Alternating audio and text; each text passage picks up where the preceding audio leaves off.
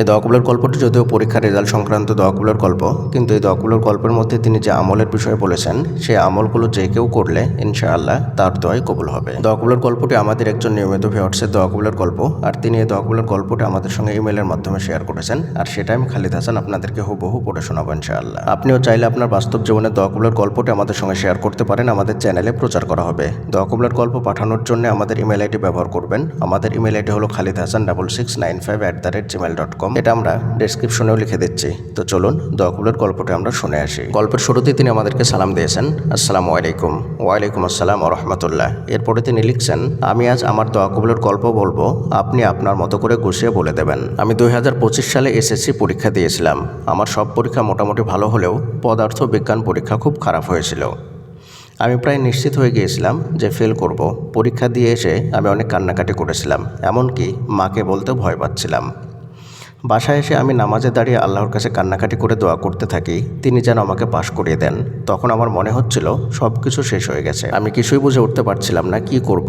এরপর আমি ইউটিউবে খুঁজতে শুরু করি কিভাবে দোয়া করলে দোয়া কবুল হয়। সেখানে আমি অনেক বিদআত আমল দেখি এবং সেগুলো করতে থাকি, কিন্তু একদিন হঠাৎ আপনার একটি ভিডিও আমার সামনে আসে। সেই ভিডিও দেখে আমি বুঝতে পারি যে আমি ভুল পথে ছিলাম। তখন আমি সেসব বিদআত আমল ছেড়ে দেই। সত্যি বলতে তখন আমার আল্লাহর উপর পুরোপুরি তাওয়াক্কুল ছিল না। মনে হতো আমার দোয়া কবুল হবে কি না, কিন্তু আপনার ভিডিও দেখে আমি আল্লাহর ওপর ভরসা তাওয়াক্কুল করা শিখি এবং সঠিকভাবে দোয়া করা শিখি। আমি নিয়মিত ইস্তেগফার, দোয়া ইউনুস, দরুদ শরীফ এবং ইয়াদ আল জালালি ওয়াল ইকরাম আমল করতাম। তাহাজ্জুদ নামাজও পড়তাম, যদিও নিয়মিত পারতাম না। রেজাল্টের আগ পর্যন্ত আমি দোয়া করতে থাকি।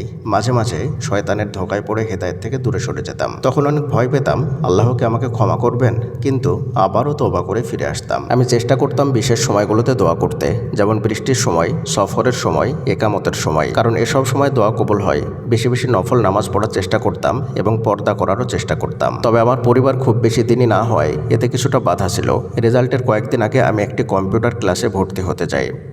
সেখানে অনেক ছাত্রছাত্রী ফর্ম পূরণ করেছিল এবং লটারির মাধ্যমে 25 জনকে নেওয়া হবে বলে জানিয়ে দেওয়া হয়। লটারি শুরু হলে আমি দোয়া ইউনুস পড়তে থাকি এবং মনে মনে আল্লাহর কাছে চাই আমি আর আমার বন্ধু যেন সুযোগ পাই। আমাদের মা বাবারাও তখন দোয়া করছিলেন। আল্লাহর রহমতে একেবারে শেষ মুহূর্তে আমি এবং আমার বন্ধু নির্বাচিত হই। তখন আমরা আল্লাহর কাছে অনেক শুকরিয়া আদায় করি এবং দোয়ার শক্তি অনুভব করি। এর কিছুদিন পর আমার ট্যাব নষ্ট হয়ে যায়। দোকানে নিয়ে গেলে বলা হয় এটি ঠিক হবে না, কিন্তু আমি আল্লাহর কাছে দোয়া করতে থাকি। পরে যখন আবার চালু করার চেষ্টা করি, আশ্চর্যজনকভাবে ট্যাবটি ঠিক হয়ে যায়। আমি আবারও আল্লাহর অসীম ক্ষমতার প্রমাণ পাই। অবশেষে রেজাল্টের দিন আসে। সেদিন আমি অনেক নফল নামাজ পড়ি এবং দোয়া করি আল্লাহ যেন আমাকে পাশ করান এবং আমার বাবা মা যেন রাগ না করেন। আমার মা অনেক রাগী হলেও সেদিন তিনি আমাকে বলে, যা হবে আল্লাহর উপর ভরসা রাখো, ফেল করলেও কোনো খারাপ কিছু করবে না। আমি সবসময় আল্লাহর কাছে দোয়া করতাম তিনি যেন আমার মায়ের রাগ কমিয়ে দেন এবং আমাকে ভালোবাসেন।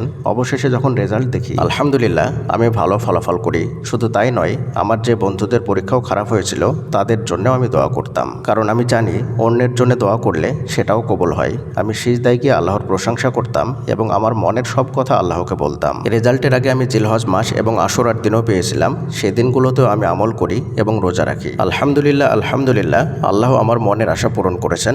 এখন আমার মনে হয় আমার সব চাওয়া ধীরে ধীরে পূরণ হচ্ছে, আর এখন আমি সবসময় হাসি খুশি থাকি। সুবহানাল্লাহ। প্রিয় দিনী ভাই এবং বোনেরা, দোয়া কবুলের গল্পটি এ পর্যন্তই। অনেক সুন্দর একটি দোয়া কবুলের গল্প।